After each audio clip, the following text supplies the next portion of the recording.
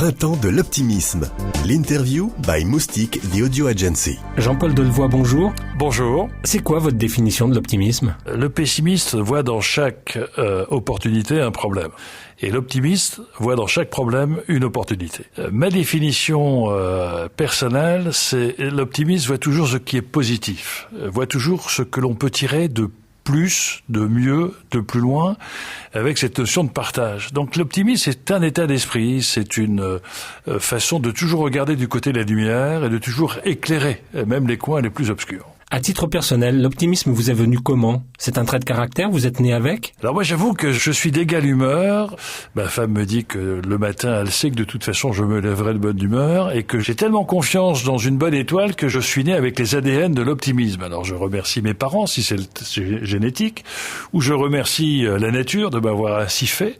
Mais il est évident que je n'ai aucun mérite. Je suis comme ça. Je me lève de bonne humeur. Je trouve que la vie est agréable, qu'il faut dévorer avec gourmandise le temps, être heureux de rencontrer les autres. Il y a toujours un moment, dans chaque rencontre, il y a un moment d'enrichissement. Dans chaque seconde vécue, il y a toujours un moment positif. Il y a certes des épreuves, mais quand je subis une épreuve, je me dis ça ira mieux demain. Qu'est-ce qui vous a donné envie de vous associer à cette idée de Thierry Saucé, le printemps de l'optimisme ? C'est ce décalage incroyable qu'il y a dans les trésors de la France. La force de la France, c'est sa créativité, son inventivité, son imagination. Et au moment où on rentre dans une économie de l'innovation, de la créativité et de l'imagination, la France est une espèce de chape de pessimisme collectif. Les Français adorent l'intellectuel du malheur et considèrent comme bisounours l'intellectuel du bonheur. Et je crois qu'il faut vraiment que nous créions un choc psychologique pour les Françaises et les Français, afin qu'ils croient en eux-mêmes et permettant de croire en leur aventure collective. Et c'est quelque chose qu'il faut absolument soutenir, développer, que si les Français croient en eux-mêmes, la France peut retrouver sa place parmi les meilleurs pays du monde. Quelles sont les raisons d'être optimiste aujourd'hui sur l'avenir de la France ? Nous sommes en pleine métamorphose. C'est-à-dire qu'il va y avoir des douleurs liées à la disparition d'un monde ancien. Et il y a des espérances liées à l'émergence d'un monde nouveau. Et donc nous avons des moments difficiles de transition entre des industries qui vont disparaître et des industries nouvelles.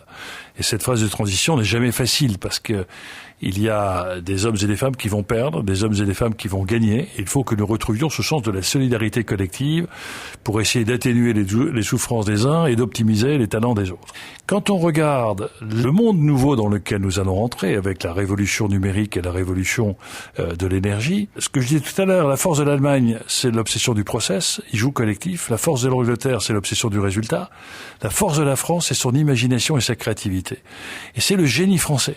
Nous avons aujourd'hui, dans l'économie des logiciels et de l'informatique, les meilleurs ingénieurs du monde, reconnus d'ailleurs par les Américains qui viennent nous les chercher. Et l'on voit bien qu'il y a énormément de réussites françaises à l'étranger.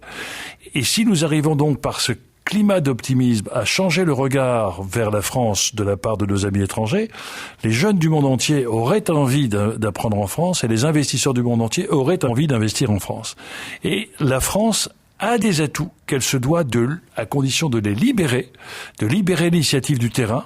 Il y a une dynamique, une force, une créativité locale qui est absolument extraordinaire. Et si on la libère, elle renversera les faiblesses centrales. Comment est-ce que vous repérez l'optimisme chez un individu ? D'abord, on rentre immédiatement en empathie. On voit l'optimisme, une espèce d'étoile dans le regard, d'appétence dans la discussion et de positivité dans les arguments avancés. Le pessimiste est en train toujours de vous expliquer pourquoi on peut pas faire. L'optimiste est toujours en train de vous dire comment on peut faire.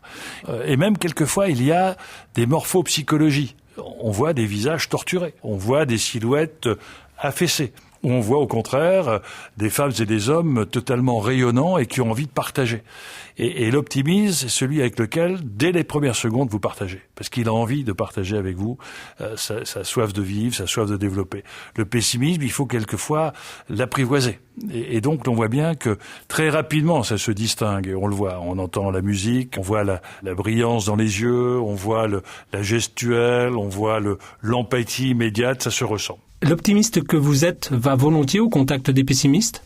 Toujours. Il n'y a rien de plus fascinant pour un optimisme de pouvoir convaincre un pessimiste de pouvoir faire quelque chose. C'est absolument extraordinaire. Et en même temps, en tant qu'optimiste, je suis ravi de rencontrer des pessimistes parce que les pessimistes ont toujours le sens de la rationalité qu'on n'a pas toujours.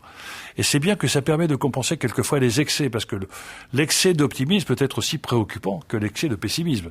L'excès de pessimisme neutralise l'action, l'excès d'optimisme quelquefois nous fait oublier une certaine réalité.